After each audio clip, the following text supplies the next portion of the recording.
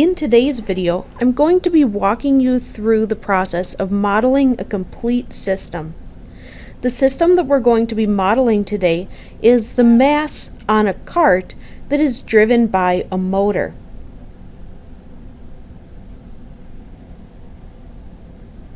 Here, we're going to have the velocity of the cart be the output signal. And for the input signal, we're going to have the voltage that is applied to the motor. Both of these are functions of time.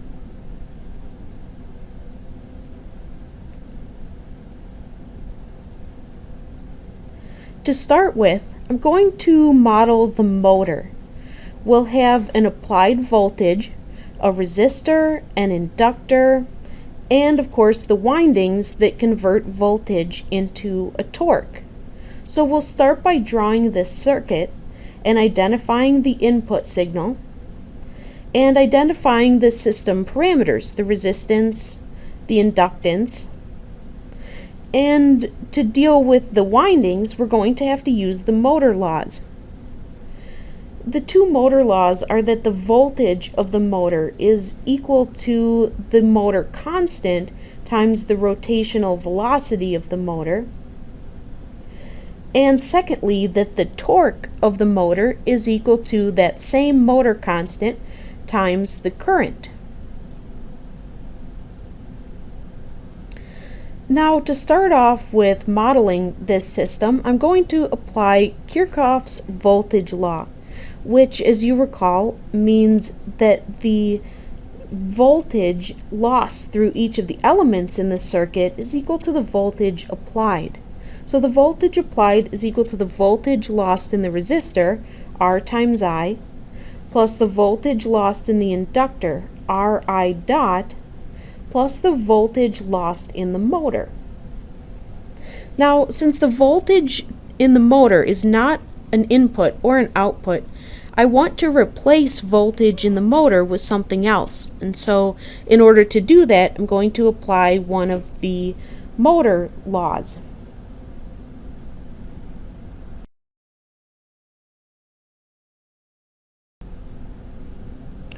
Voltage in the motor is equal to the motor constant times the rotational velocity.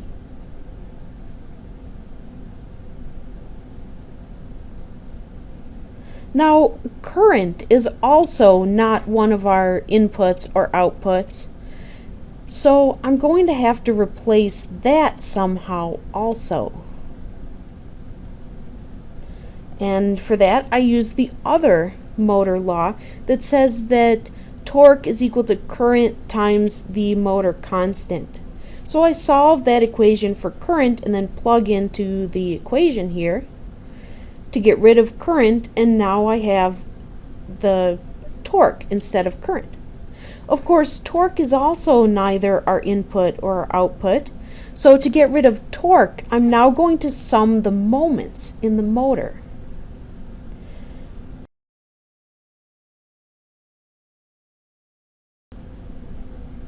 The rotational inertia times the rotational acceleration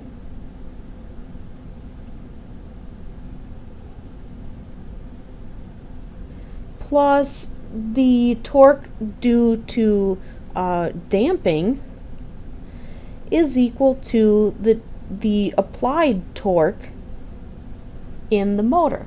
So now I have an equation for torque. Now, note that this equation actually accounts for more than just the motor.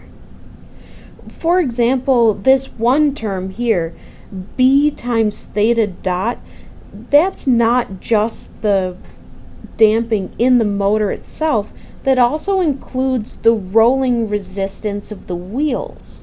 So whatever damping or viscous friction is applied to the motor wheels due to things like rolling resistance is also a part of this term.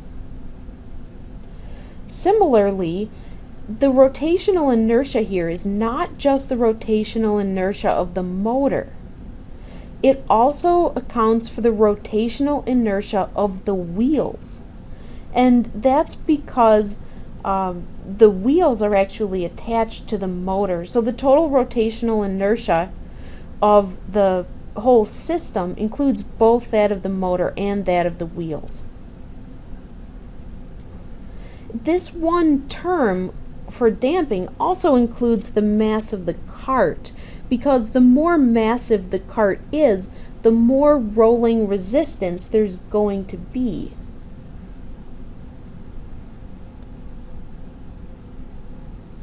Of course, some of this resistance is proportional to theta dot, some of it is not proportional to theta dot.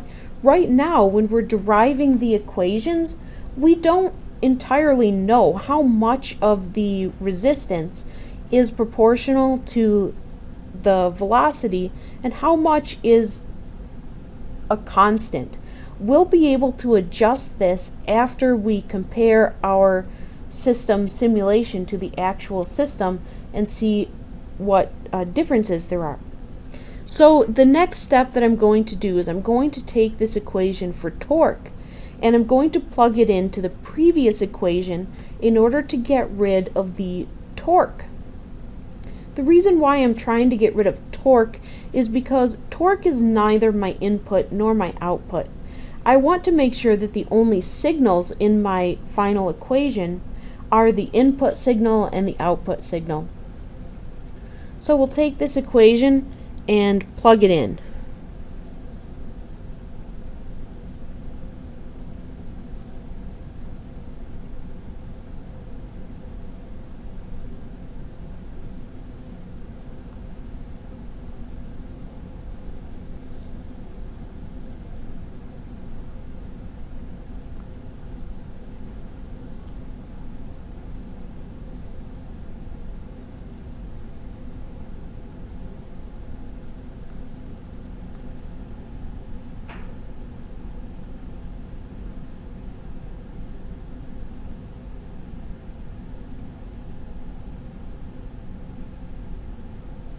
Here, we've had to take the derivative of the torque equation in order to be able to plug in an equation for the derivative of torque.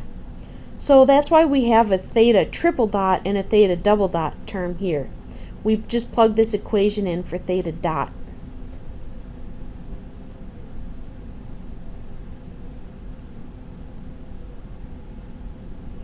Now we have an equation that where the only signals that we have are voltage and theta dot. This is good because we can now make a relationship between the rolling of the wheels and the linear velocity of the mass using something called the rolling relationship. The rolling relationship relates the rotational velocity of the wheels to the linear velocity of the cart. It says that theta dot times r, which is here the radius of the wheels, will be equal to the linear velocity of the cart. This gives me a relationship between theta, which has to be a function of time here, and velocity, which is what I actually want to be my output.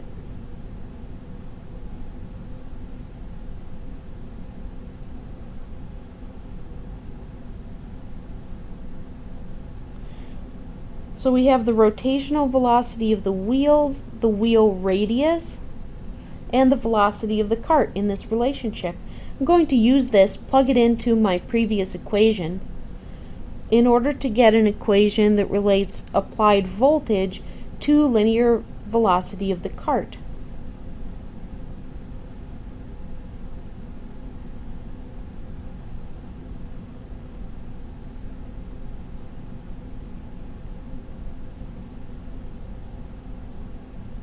So since theta dot times r is equal to v of t, that means that I can actually take the derivative of both sides of that equation to tell me what theta double dot is. And that's what I've done here.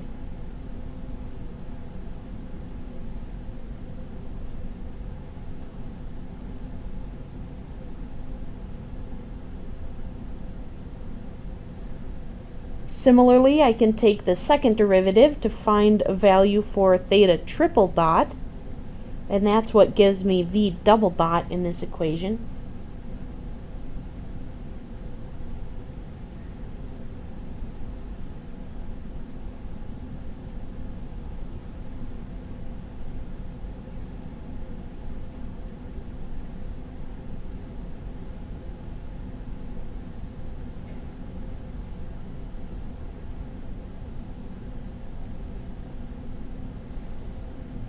Now, I want to collect my terms together so that I have only one term for, say, v dot and only one term for v, whereas right now I have two terms for each of those variables.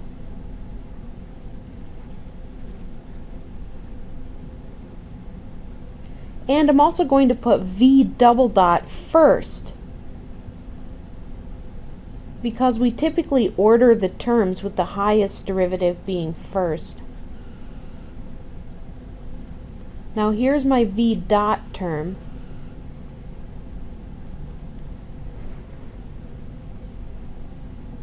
And finally the term just for velocity.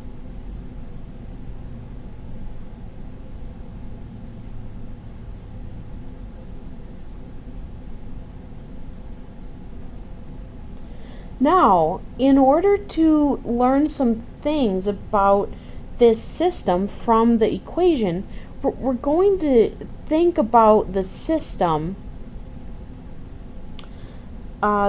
properties. And in order to do that, well, we can get some general terms first. This is a second order equation. However, this is a second order system. However, there's something else interesting that's going on here that I want to talk about before we move on. Although this is a second order system, remember that what we're modeling here is very similar to the little electric car that we tested earlier in the semester. And if you think back to the labs that we did with that little car, you may remember that we learned that that system is a first order system. So what's going on here? Why did we find an equation that is a second order equation even though we know that the system is actually first order? The reason why this happens can be seen if you think about what values we're going to have for each of the expressions in front of v double dot, v dot, and v in this equation. Typically, the value of L, the motor inductance, is a pretty small value. And the value of J, the rotational inertia for the cart, is also a pretty small value. In the very first term that is multiplied by v double dot, we have the inductance being multiplied by the inertia. When we multiply a very small value times another very small value, we get a value that's really, really small. On the other hand, the term that is multiplied by v dot doesn't multiply J times L. It adds them together. So comparatively, the size of the coefficient in front of v dot is going to be much larger than the magnitude of the coefficient in front of v double dot. And the coefficient in front of v is going to be bigger yet because it doesn't have J or L in the term. As a result, when we simulate this system, we're going to see an output that looks very similar to a first order system because the first order part of this system is a much larger part than the second order part. So technically, this is a second order system, but when we test the system, we're going to see that it acts almost indistinguishable from a first order system. You should be aware of this kind of an effect that can happen because it will help you evaluate whether your equations are correct for the actual system that you have. Sometimes an equation can look as though it's second order or third order, but in actuality it behaves like a lower order system because the coefficient in front of the higher orders is a very small coefficient. And we'll see that effect happening when we simulate the model for this system. So even though this is technically a second order system, we would expect to see the behavior of the system much more resemble first order than second order. So now let's move on and see what other properties we can determine about this system. We can tell that this system is linear because there are no squares or sines or cosines. And it's also time invariant because there is no variable t that shows up by itself. T only shows up as a part of the functions. Besides the general properties of the system, I bet we can also find out the value of zeta and omega n. The first thing we're going to do is we're going to rewrite our equation in order to match the standard form of a second order system.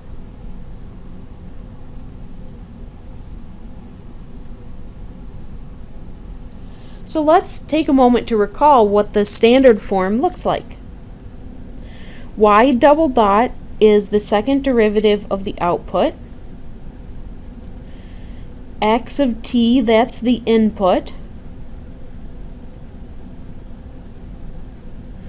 Y dot is the first derivative of the output.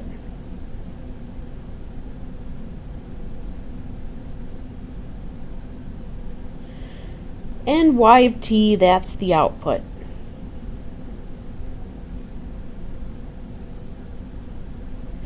Now, let's go back and look at our actual system. We're going to try and make this equation match the standard form. So I'm going to copy this equation and paste it down here.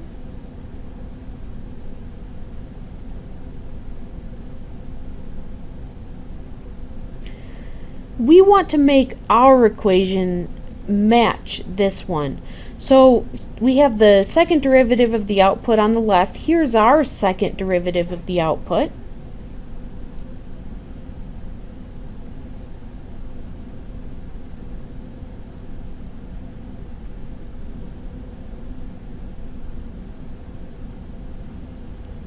Let's try and get this second derivative of the output all by itself on the left-hand side. I'm going to rearrange these terms, and I'm also going to multiply all of the terms by kr over lj so that we get rid of it on the left-hand side. And here I want to have my input, which here is applied voltage. Next, I have the first derivative of the output. Here's my first derivative of the output. I want these two to come next.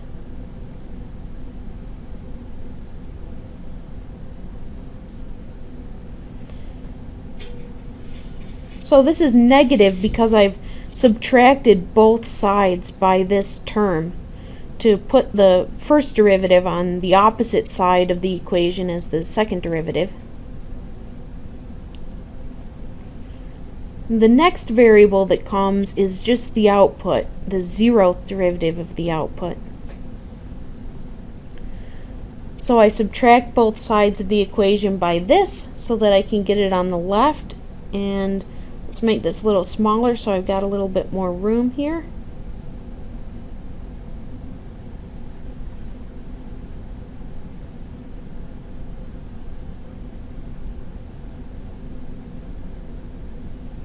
I've got k over r, and I also have to multiply this by KR over LJ.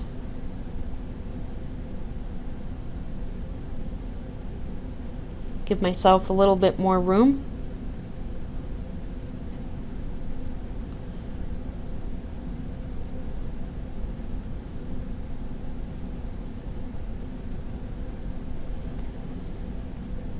So there we go. I have it in the same form. I'm just going to simplify a little bit because many of these terms are actually going to cancel out with each other. It'll give me a little bit nicer equation.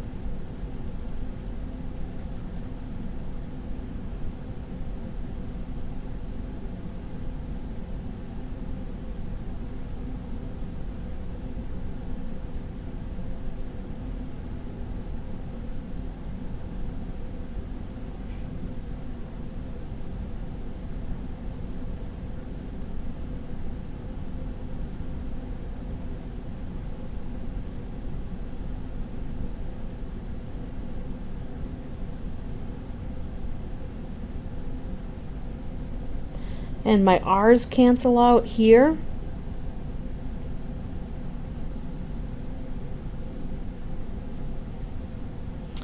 Now I'm going to go back and copy the standard form and put it down here so we can make this analogy work.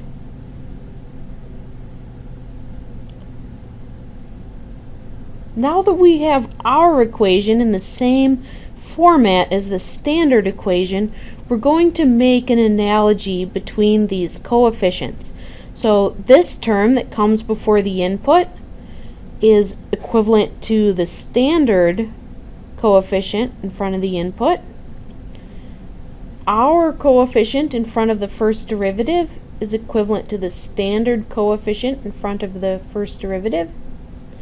And our coefficient in front of the regular zeroth derivative of the output corresponds to the coefficient in the standard version. So that gives us three equations that we can write using each of these three analogies.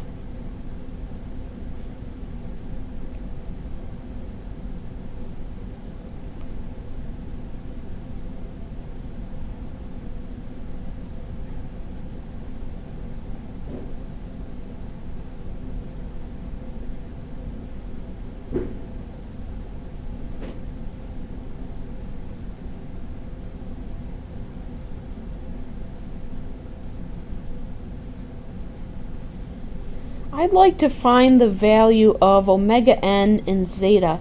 So I'm going to start with the first equation that has only omega n in it. And I'm going to solve that equation for omega n.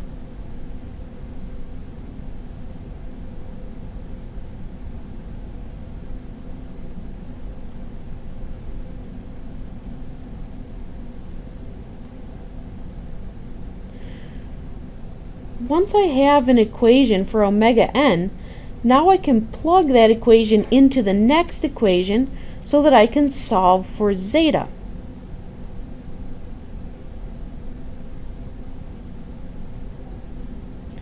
So I plug in my value for omega n,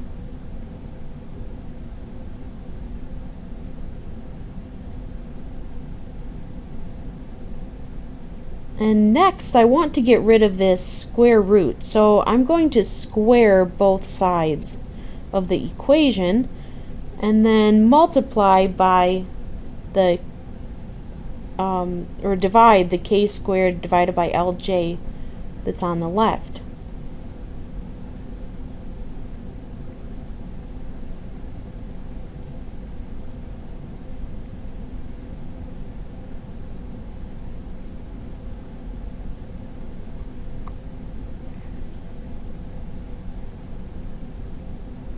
So one of these LJ terms is going to cancel out.